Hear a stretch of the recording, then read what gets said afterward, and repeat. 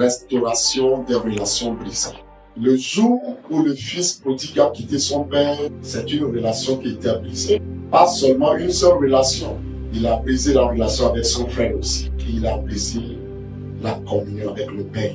Son intention, c'est d'aller avoir une vie de réjouissance. Mais nous avons constaté qu'il n'a pas eu une bonne vie. C'est pour dire, bien aimé, il n'y a aucune vie de réjouissance sans l'ombre du Tout-Puissant. Tant que l'on quitte l'ombre là, il n'y a aucune bonne vie. C'est la souffrance. Tu ne peux pas vivre sans Dieu et réussir. C'est pourquoi Jésus, une fois, on lui a posé la question. Quel est le commandement le plus important? Il m'a dit, aime ton Dieu de tout ton cœur, de toute ta pensée, de toute ton âme, de toute ta force. C'est le premier commandement. Et le second qui lui est semblable, aime ton prochain comme toi-même. Il a dit, la loi et les prophètes sont résumés dans ces deux lois.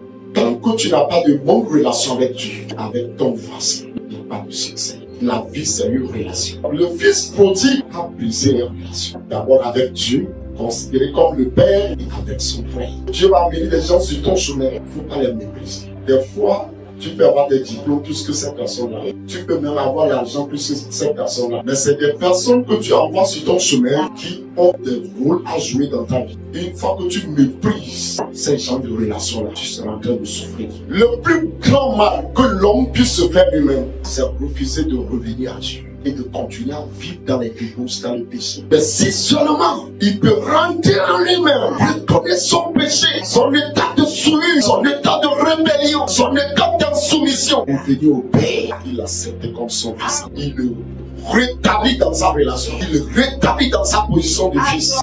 Le fils prodigue a fait le pas. Et quand il a fait le pas, le père aussi a fait le pas. La relation qui était brisée est restaurée. La robe, c'est le manteau d'enfant de Dieu.